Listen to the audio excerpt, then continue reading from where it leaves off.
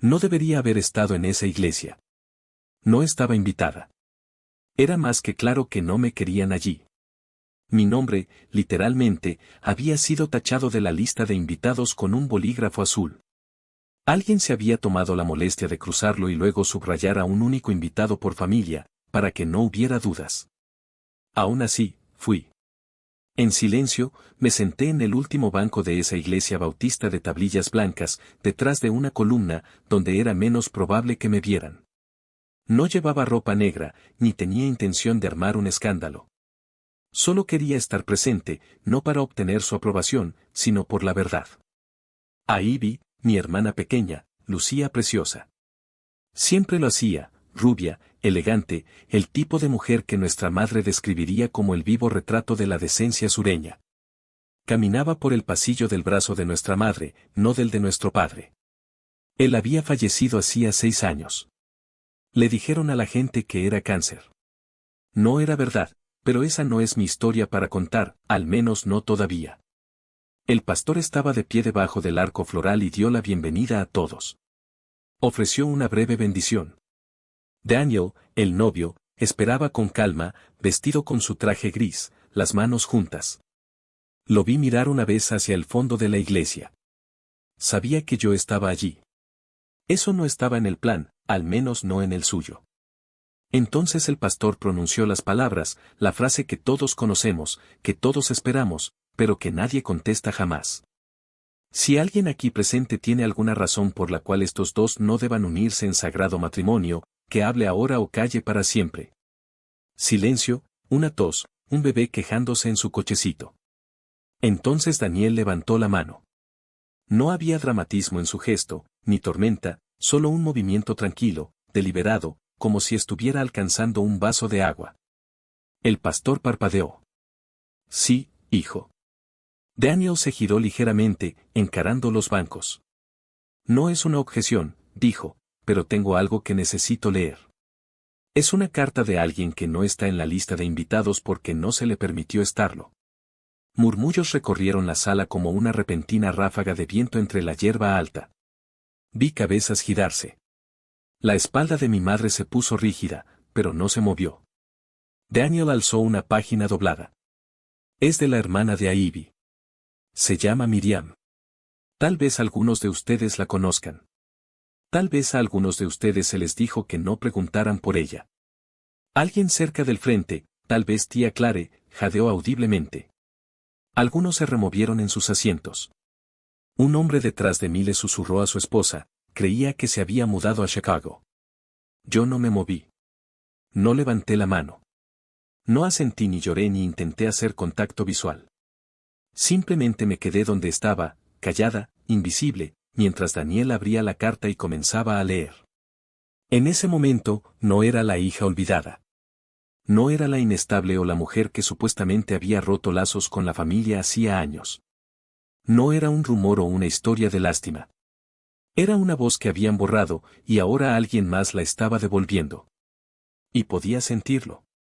Esto no era solo una boda, era un ajuste de cuentas. Nunca hubo un momento concreto en el que me excluyeron. Ninguna puerta cerrada de golpe, ni gritos dramáticos, ni maletas en el porche. Fue algo progresivo, una serie de silencios y omisiones que me fueron dejando cada vez más al margen. Fue algo gradual, como el moho que se extiende sigilosamente por la pared, silencioso, inevitable, definitivo. Tenía 25 años cuando cancelé mi boda. Él se llamaba Cao. Era el orgullo y la alegría de mi madre, no porque me amara a mí, sino porque lucía bien en las fotos de la iglesia, alto, bien afeitado, con un título en finanzas de Lexington. Pero tenía una debilidad por chicas que no eran su prometida. Cuando lo descubrí, hice lo que me pareció valiente, me fui. Mi madre no lo vio como valentía. Me dijo, has humillado a esta familia. Ya había enviado las invitaciones. ¿Qué se supone que le diga a la gente? Le dije la verdad. Ella respondió que la verdad la hacía quedar mal a ella. Los días que siguieron se sintieron vacíos. Nadie vino a ver cómo estaba. Ningún miembro de la familia trajo sopa ni consuelo. Incluso mi hermana Ivy, que entonces tenía solo 20 años, no me llamó. Me envió un mensaje de texto una vez, siento que no haya funcionado. Mamá está muy disgustada. Eso fue todo. Para el Día de Acción de Gracias de ese año, mi nombre ya no se mencionaba en la mesa. Me enteré por una amiga de que mi madre le contaba a la gente que me había tomado un respiro de la familia por motivos de salud mental. No era cierto. Estaba trabajando 50 horas a la semana, alquilando una habitación encima de una farmacia, estudiando para obtener mi licencia de enfermería, pero la historia le servía a ella. Me hacía pequeña, manejable. Luego empezaron a cambiar las cosas. En la graduación universitaria de Ivy, conduje desde otro estado. Le compré un brazalete de plata y una tarjeta. Me senté en las gradas superiores del estadio. Nuestra madre me vio. Nuestras miradas se cruzaron. No me saludó. Más tarde, durante la foto familiar, un primo me dijo amablemente que el fotógrafo solo estaba haciendo fotos del núcleo familiar directo. La foto terminó en el boletín navideño de Ivy, ni rastro de mí, ni una sola mención. Aún así, seguí enviando tarjetas, felicitaciones de cumpleaños, Navidad, pequeñas notas, a veces con una tarjeta de regalo adentro. Nunca fueron reconocidas. Años después, me enteré de que mi madre las sacaba directamente del buzón y las tiraba a la basura. A veces, volvía a empaquetar los regalos y les ponía una etiqueta con el nombre de otra persona, Megan, nuestra prima, la tía Beth, el perro. Hubo una reunión familiar en 2017. No me invitaron, pero alguien publicó una foto en línea. Todos llevaban camisetas a juego, Whitmore fuertes, todos juntos. Debajo de la foto, la leyenda decía, cada rama, cada voz, no falta nada, excepto yo. Cuando papá murió en 2010, me enteré una semana después por una prima segunda que no veía desde hacía años. No recibí una llamada. No figuraba en el obituario. Él había sido el único que me llamaba en secreto cada Pascua. Una vez me envió un libro con una nota adhesiva que decía, sigues siendo mía. Lo enterraron sin mí. Después de eso, dejé de enviar tarjetas, no por enojo, sino porque era evidente que me habían borrado de la historia. No solo me ignoraban, me reescribían, como un párrafo que no encajaba en el tema del boletín familiar, eliminado y reemplazado por algo más brillante, más fácil de explicar. Pero el problema de reescribir a las personas es que a veces vuelven a aparecer con su propia versión de la verdad, y a veces alguien más está dispuesto a leerla en voz alta. Yo no huí, me mudé. Me cambié el nombre. Conseguí un trabajo. Volví a empezar. Sentí que tenía que hacerlo. Crearme una nueva identidad, una vida que pudiera controlar, donde mi voz importara. Y aunque la cicatriz de esa exclusión familiar sigue ahí, me ha enseñado la resiliencia. Ahora sé que mi valor no depende de su aprobación ni de su reconocimiento. Soy yo misma, y eso es suficiente. Hay una diferencia abismal entre desaparecer porque te has perdido y desaparecer porque estás exhausta de luchar por un lugar en una mesa donde tu nombre ya ha sido borrado. Yo elegí lo segundo. Tomé la decisión y me marché al norte. Alquilé un pequeño apartamento de una habitación en Dayton, Ohio. Nada lujoso, pero tenía unas ventanas orientadas al este que atrapaban la luz del amanecer, y una cafetería cruzando la calle donde nunca hacían preguntas, lo cual era perfecto para mí. Me sumergí en el trabajo. Pasaba largas jornadas en una clínica, atendiendo principalmente urgencias menores, esguinces, fiebres, padres preocupados. En ocasiones, ese trabajo era lo único que me recordaba que seguía siendo una persona, que no me había diluido por completo. Nunca le dije a nadie dónde estaba.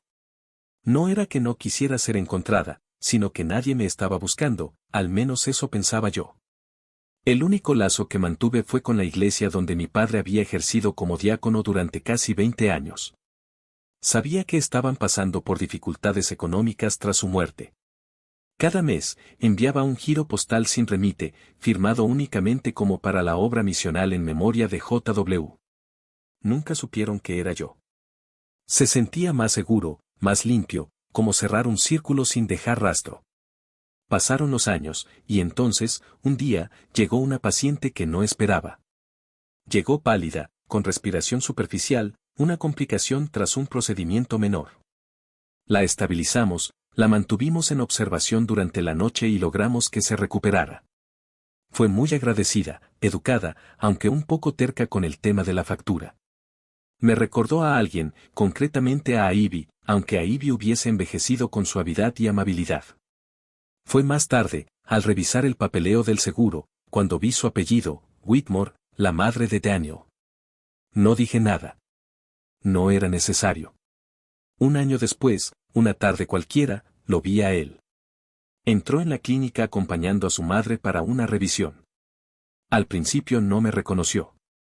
Llevaba mascarilla, pero mi placa identificativa decía Dra. M. Whitman, lo suficientemente cerca del nombre real. Sus ojos se entrecerraron. Entonces preguntó, ¿alguna vez ha vivido en Kentucky? ¿Conoce a la familia Whitmore? Le dije que no, y afortunadamente no insistió, al menos no en ese momento. Pero una semana más tarde, volvió solo. Es usted la hermana de Ivy, ¿verdad? No respondí de inmediato. Lo observé con detenimiento, esperando la mirada, la misma que mi madre ponía cuando alguien me mencionaba en público, pero no apareció. Solo quiero entender, dijo. Nunca hablan de usted. Ivy cambia de tema, pero hay algo que falta en su historia. Puedo sentirlo. Le conté un poco, lo suficiente para explicar, pero no lo suficiente para acusar. Yo no me fui de la familia, dije. Yo me quedé en silencio mientras ellos contaban a la gente que yo me había ido. Negó con la cabeza. Me imaginaba que era algo así. Podría haber quedado ahí, pero volvió a verme 2 semanas antes de la boda. Me esperó fuera de la clínica, con una bolsa de papel que contenía 2 cafés. No le estoy pidiendo que aparezca. Sé que no es bienvenida, pero si hay algo que necesita ser dicho, algo que han enterrado, yo puedo decirlo por usted. Esa noche, escribí la carta. Fue breve, sin acusaciones, solo hechos.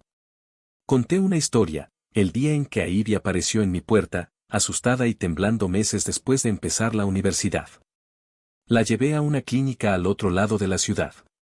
Esperé en el aparcamiento. Le tomé la mano. Nunca se lo conté a nadie, ni siquiera cuando mi madre me culpó de influenciarla, ni siquiera cuando me llamó vergüenza. Al final de la carta, escribí, no me debía las gracias, pero tampoco tiene derecho a olvidarme. Doblé la carta, la metí en un sobre y añadí algo más, una pequeña caja de cartón llena de tarjetas de cumpleaños, algunas aún en sus sobres originales, otras con la tinta descolorida, todas firmadas de la misma manera, para Ivy, con todo mi cariño, Miriam. El sobre llegó exactamente 2 semanas antes de la boda, color crema, ribete dorado, papel caro. Ivy siempre tuvo un gusto especial por las cosas que parecían sacadas de un catálogo. El sobre de la invitación llevaba mi nombre, mi dirección, pero al abrirlo, vi que mi nombre estaba tachado, literalmente rayado con un bolígrafo azul. Debajo, una nota escrita a mano, un invitado por familia, solo miembros directos. Me la enviaron por obligación, o quizás como un mensaje, no te hemos olvidado, simplemente no te queremos aquí. La doblé y la guardé en el cajón, junto a la caja de felicitaciones de cumpleaños que nunca uso. No le dije a Daniel que iba a ir.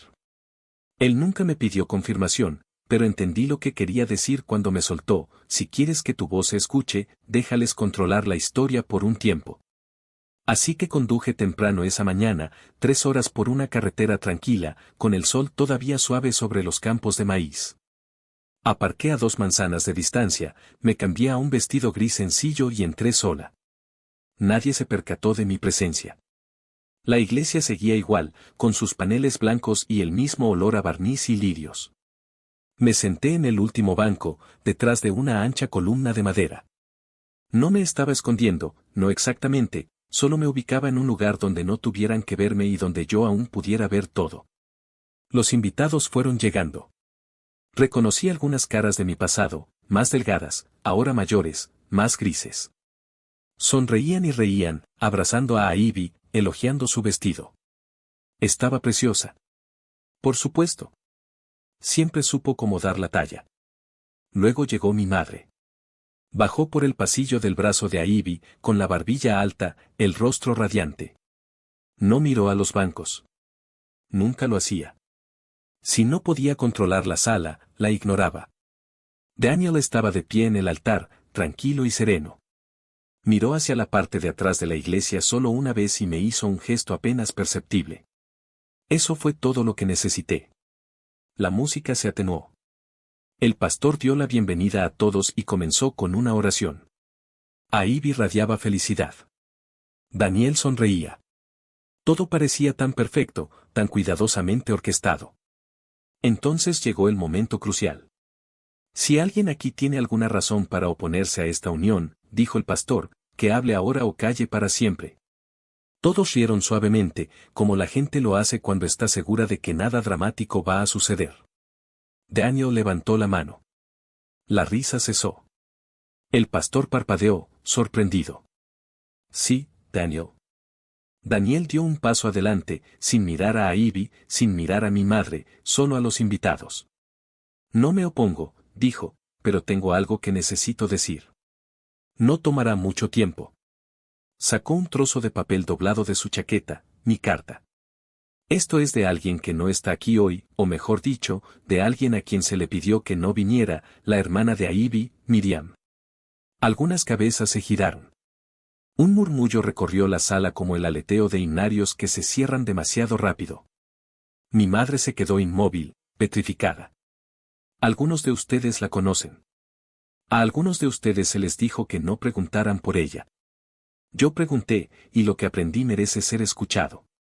Despegó la carta y leyó, sin dramatismos, sin alzar la voz, solo palabras, mis palabras, pronunciadas en el momento más silencioso de la ceremonia. Esto no se trata de culpar, leyó. Se trata de recordar lo que es real. Las familias no se construyen a partir de fotos o boletines informativos o presentaciones ordenadas. Se construyen a partir de lo que llevamos dentro, cuando nadie mira, cuando nadie aplaude. El aire en la sala se volvió denso, palpable. Ivy no se movió. Mi madre sí. Su control se resquebrajaba ante la irrupción de mi verdad. El rostro de ella se crispó y se levantó de golpe. Esto no forma parte de la ceremonia, Siseo, este no es su momento. Desde el fondo de la iglesia, donde permanecía sentada, casi invisible, sentí el silencio que se apoderó del lugar. Incluso el pastor enmudeció. Pero por primera vez en años, no me sentí borrada. Alguien había pronunciado mi nombre, y ya no había vuelta atrás. Daniel hizo una pausa y la miró fijamente. Tienes razón. No es suyo, es mío, y elijo agradecer a alguien a quien debimos haber agradecido hace mucho tiempo. Permanecí sentada mientras Daniel doblaba la carta y la guardaba de nuevo en el bolsillo de su chaqueta. No dijo nada más. No necesitaba hacerlo. El silencio en la iglesia no era de enojo. Era algo más profundo, desorientador, como si a la gente le acabaran de decir que el suelo que pisaban ya no era sólido, y tal vez nunca lo había sido. Ivy no lloró. No salió furiosa. No buscó la mano de Daniel. Simplemente se quedó allí, quieta y parpadeando, como alguien que escucha su propio nombre en una historia de la que no sabía que formaba parte. El pastor se aclaró suavemente la garganta y continuó con la ceremonia, votos, anillos, un beso que pareció incierto, pero lo superaron. Esperé a que comenzara el desfile nupcial, hasta que la gente se levantó y aplaudió, y la música cubrió el movimiento. Entonces me escabullí hacia el estacionamiento de grava detrás de la iglesia. No necesitaba una conversación. No vine en busca de un cierre, pero la oí antes de verla. ¿De verdad las guardaste todas? Me giré. Ivy estaba a pocos metros de distancia, sosteniendo la caja de cartón que había enviado con la carta. La tenía agarrada al pecho como a un bebé o una bomba. Abrió la tapa y miró hacia abajo. Docenas de sobres, algunos amarillentos por el tiempo. Uno todavía tenía una etiqueta de una farmacia encima de la que solía vivir. ¿Seguiste enviando esto?, preguntó, aunque no terminó la frase. Incluso después de que nunca contestaste, terminé por ella. Sí, lo hice. Levantó la vista, y por primera vez vi algo detrás de sus ojos que no había visto desde que éramos adolescentes, la chica que una vez se colaba en mi habitación cuando había tormenta por la noche, la que me pedía prestados mis suéteres y nunca los devolvía. ¿Por qué?, preguntó. Porque yo no te dejé a ti, dije. Yo los dejé a ellos. Hay una diferencia. Asintió lentamente, luego sacudió la cabeza como si el movimiento se anulara a sí mismo. No sé qué decir. No tienes que decir nada, respondí. Solo no sigas fingiendo que nunca estuve aquí. Volvió a bajar la mirada, pasó los dedos por el sobre superior. No recuerdo este cumpleaños. Estabas cumpliendo 21 años. Te envié una tarjeta con 21 billetes de $1 pegados con cinta adhesiva. Pensé que era ingenioso. Nunca lo recibiste. Sus labios se tensaron, pero no lloró.